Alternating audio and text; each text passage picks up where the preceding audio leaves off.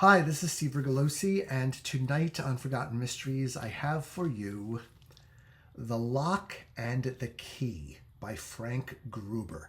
This is copyright 1948 by Reinhardt, and kind of hard to see here, but this is published under what was called the Murray Hill Mystery Imprint. I'm assuming for the neighborhood in New York City. So this is not an imprint that I had ever really heard a lot about. I did a little bit of research. Turns out it lasted about, 10 years or so. The back jacket talks about the writers who were published on it. And it includes, some pretty decent writers, including Mary Roberts Reinhardt and Elizabeth Daly, as well as Frank Gruber. And just looking ahead to the future, check out the cover, right? The Lock and the Key. Pretty standard cover, right? It's got some, I like the color. The color panels looks nice. A pretty basic key. But it's interesting to note that later on, I guess when Reinhardt merged with Holt and Winston and became Holt, Reinhardt, Winston, they kept up the Reinhardt novel of suspense series. Here's one published on that imprint by John Creasy, writing as Jordan Ash. And you can see they kept a key as their logo, and you can see here a Reinhardt novel of suspense. So I wonder how much The Lock and the Key, how much of an influence that had on Mr. Reinhardt, and he decided to use the key as his logo for the mystery imprint of Holt, Reinhardt, Winston. There's the key again.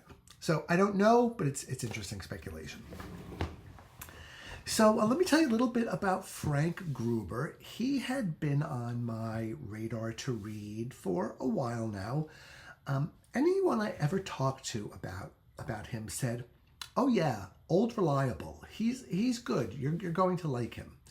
And so I was excited to try him, and just happened to get my hands on a copy of The Lock and Key, and so I was anxious to start it and read it. You can see it's a nice, slender little book here, about 180 pages.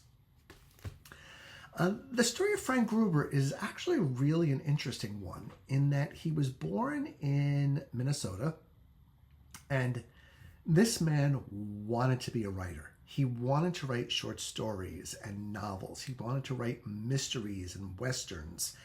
And he read about 100 Horatio Alger books when he was a teenager, and they gave him this idea that he could be a writer, no matter what it took. As long as he tried hard enough, he was going to make it. And of course, he got, like so many of us, got hundreds, thousands of rejections, right? I mean, but he kept plugging along, and in fact, he actually moved to New York City to save money on postage. He figured that it would be cheaper for him to live in New York and walk his manuscripts to the various publishing houses and submit them in person than to spend all that postage mailing his manuscripts back and forth across the country. So he moved to New York City, and he did that, and he finally got a break and ended up being really supporting himself and working across a bunch of media, wrote hundreds of short stories, dozens of novels, wrote for TV and wrote for film. And so he's really a very, I think, inspiring story of what you can do when you just don't give up. Because one thing is for sure, the publishing industry will beat you up unless you are a really, really lucky or really, really well connected. You will get beaten up by the publishing industry, especially as a writer of fiction. Gruber later went on to write a nonfiction book called The Pulp Jungle, which is all about the business of writing for the pulps and his experiences, and it's considered a classic.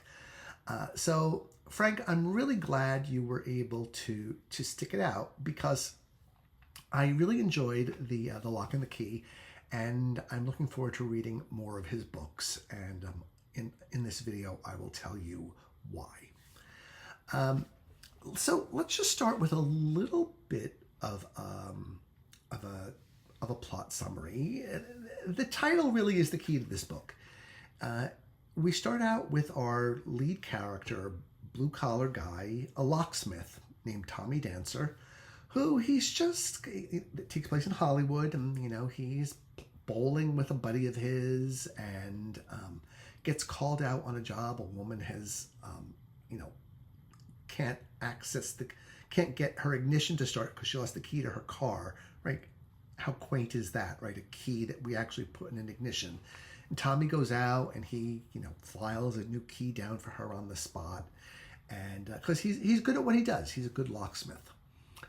But there are some unsavory types watching him, and they realize he's really good and they can use his skill. And so they kind of start romancing him a little bit to try to bring him into the underworld. And one of the boss here, his name is Trent, has hatched a plot to rob hundreds of thousands of dollars from a safety deposit box at a local bank. And he's got kind of a floozy there in the mix who's helping him get the safety deposit box number from the guy that's being targeted. And it's kind of a small crew. And much of the plot revolves around, will they be able to get into this safety deposit box and steal the money, and what will happen. So pretty simple. But I liked that. I liked how straightforward it was. And I liked that Tommy Dancer is nobody's fool. He's pretty much on the straight and narrow. He's got maybe a little bit of a punk tendency to him, just a little bit. And when he is recruited by the boss, he's like, no, this is not something I want to do. And Trent pulls out a gun and says, yes, you're going to do it or else. So he's pulled into this heist plan, even though he doesn't really want to be. But once he's in, he's in. And he is not about to let anybody take advantage of him or make a fool of him, even though these other guys, pack a heat, and they're, pretty frightening within their own underworld milieu. And so Tommy does some things that are unexpected, and that is really the pleasure of reading this book, is watching Tommy go behind everybody's back and pull the wool over their eyes and try to make this deal better for him than it is for the masterminds, when actually it's Tommy doing all the work. And there's a very nice setup. It reminded me a little bit of an episode of Mission Impossible, in which the layout of the bank and the safety deposit boxes behind that 5-ton door with the big locks on it that are really there to impress you. How the whole process of accessing your safety deposit box works, and the 2 keys needed, and how you go into a room that's private. It was all really well set up, so that you could really see in your mind's eye exactly how the plan is being hatched and how Tommy is going to go through with it. Now, I have to say, it's a little bit quaint, let's say quaint by today's standards, in that, I don't know if you've been to a bank lately. They've kind of gotten ridiculous with their regulations and their rules, and you have to sign 100 things before they'll let you withdraw $2 from your savings account. I mean, it's gotten pretty ridiculous. I was in the bank the other day, and some poor man, some business owner, was trying to take out some cash for his business, and they wouldn't let him. They said, no, we can't give you cash. Hello, isn't that what a bank is for? Right? Liquidity, and it's his money. They were like, no, you have to call 3 days in advance to get this amount of money, and this, that, and the other. And he was like, what are you talking about? This is my money. So I was eavesdropping on that. But that's just the kind of red tape that banks put you through these days. compared to 1958 when this book was published, or is it 48? Yeah, 48. Compared to 1948 when this book was published, it was much more lackadaisical. So I think probably a lot easier to affect the kind of crime that that Tommy Dancer is planning here.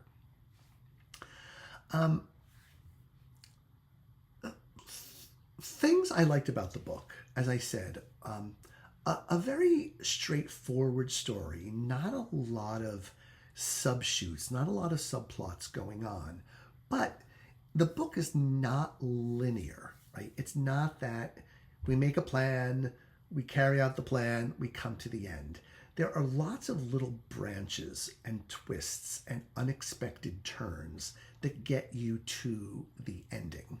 And really quite a bit of ingenuity in there. And to me, this was a great example of taking a plot that could have been just considered very standard and maybe not all that different or exciting, and doing something with it that shows kind of the novelist's craft in action. The idea of, okay, how do I stick my finger in the mud and, you know, twirl it around, muddy up the waters, and make it so that the reader is surprised, you know, delightfully so, at what is happening in here.